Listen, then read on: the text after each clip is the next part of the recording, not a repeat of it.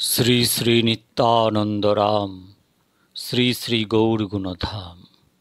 ভক্তগণ,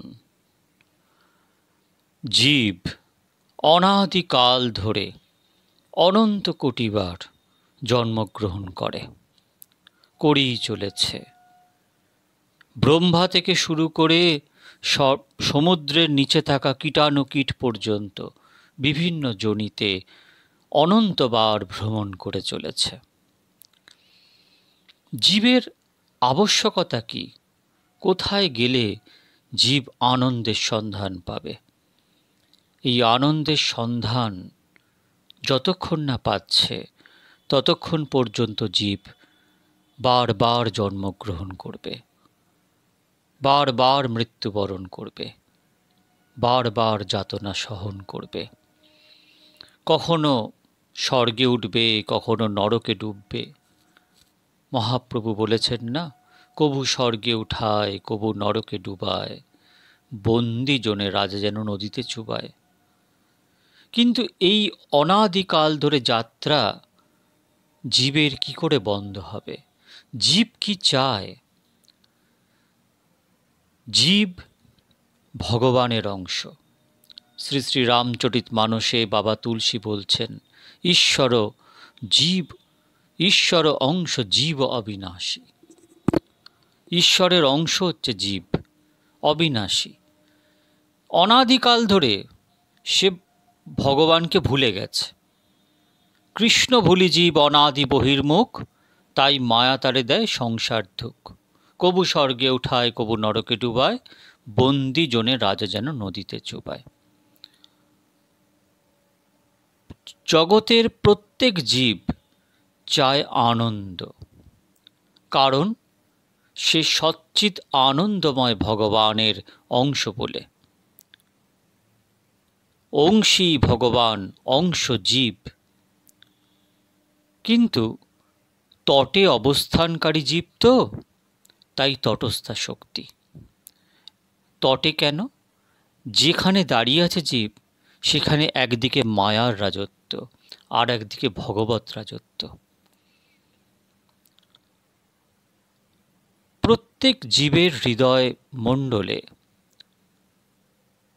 দুটো পক্ষী অবস্থান করে, এক জীব, জীবাত্মা, আর এক পরমাত্মা।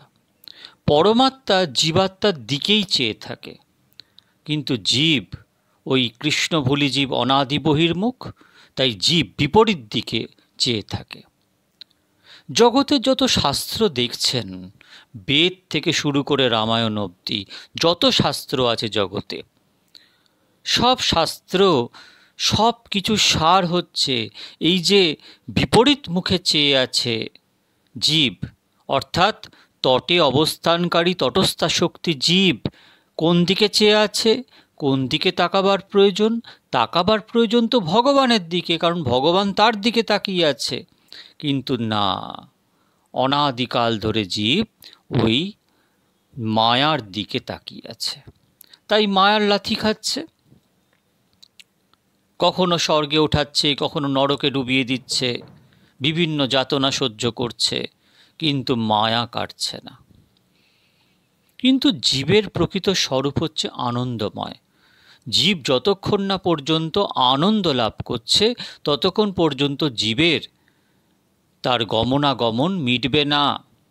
তাই মহাপ্রভু প্রেমকে প্রয়োজন তত্ত্ব বলেছেন। সনাতন গোস্বামীকে বলছেন না যে কি সম্বন্ধ অবিদেহ প্রয়োজন। এই প্রয়োজনটা কি না প্রেমের। যতক্ষণ না ভগবত প্রেম আমাদের কাছে আসছে ততক্ষণ পর্যন্ত আমাদের যাত্রা কখনোই শান্ত হতে পারে না। এখন প্রশ্ন হচ্ছে, এই প্রেমকে আমরা লাভ করব কি করে? এটাই হচ্ছে ভজন। আর এই পথ হচ্ছে আনুগত্যের পথ। স্বতন্ত্রতা রাখলে সেই বস্তুকে লাভ হতে পারে না। কারণ জীবের, যেখানে মনুষ্যের প্রশ্ন, সেখানে তাদের মন, ইন্দ্রিয়, বুদ্ধি, বিবেক সব কিছু হচ্ছে মায়ার আন্ডারে। আর ভগবান তো দিব্য, তো মায়ার আন্ডারে যা কিছু আছে সেই সব দিয়ে, সেই ইন্দ্রিয় দিয়ে, সেই মন দিয়ে, সেই বুদ্ধি দিয়ে কি করে সেই বুদ্ধির অতীত, মায়ার অতীত, ইন্দ্রিয়ের অতীত, হ্যাঁ, সব চিন্তাভাবনার অতীত, সব কিছুর ঊর্ধ্বে যিনি সেই ভগবানকে, সেই দিব্য ভগবানকে আমরা লাভ করতে পারবো? অসম্ভব। তাহলে কি করতে হবে? আমাদেরও দিব্য হতে হবে। এই দিব্য হব কি করে? দিব্য হবার জন্য আমাদের ভজন করতে হবে। সেই ভজনকে বলবে? গুরু বলবে। গুরু দেবেন সেই ভজন। যতক্ষণ না গুরু তুমি পাচ্ছ ততক্ষণ পর্যন্ত নামাশ্রয় করবে, আর গুরুদেবের কাছে কাকুতি মিনতি করবে, কৃপা করে ধরা দাও, কৃপা করে ধরা দাও, তুমি না এলে আমি ভেসে যাব, আমাকে ভাসতে দিও না, আমাকে রক্ষা করো, উদ্ধার করো। কারণ তলিয়ে গেলে গুরুলীলা, তাই তলিয়ে যাতে না যাই তুমি কৃপা করে। গুরু তো তত্ত্ব, বেদ বলছে ন গুরু অধিকং, ন গুরু অধিকং। গুরুর থেকে সর্বশ্রেষ্ঠ তত্ত্ব আর নেই, গুরুই সর্বশ্রেষ্ঠ তত্ত্ব। সেই গুরু যতক্ষণ না লাভ হচ্ছে তার জন্য কাকুতি মিনতি, তার জন্য ক্রন্দন এবং নামাশ্রয়। আর গুরু প্রাপ্ত করার পরে গুরু যা দেবেন সেটাই সর্বাশ্রয়, সব কিছু সেটাই, এর বাইরে আর কিছু আর রইল না। গুরু যা বলবেন সেটাকে মানাই হচ্ছে ভজন, সেটা মানাই হচ্ছে সেবা। সেই ভজন করতে করতে, গুরু আনুগত্যে ভজন করতে করতে জীব এই অনাদিকাল ধরে বয়ে আসা যে মায়ার আবরণ আস্তে আস্তে মোচন করবে, আস্তে আস্তে মোচন করবে। এবং সেই মোচন করার ফলে জীব আস্তে আস্তে দিব্য হয়ে যাবে। হ্যাঁ, অনাদিকাল ধরে বয়ে আসা জীবের যে ক্লেশ, যে অনর্থ নিবৃত্ত হয়ে যাবে এবং ভগবানের আনন্দ লাভ করবে। আজ দিব্যবার্তায় এটুকুই।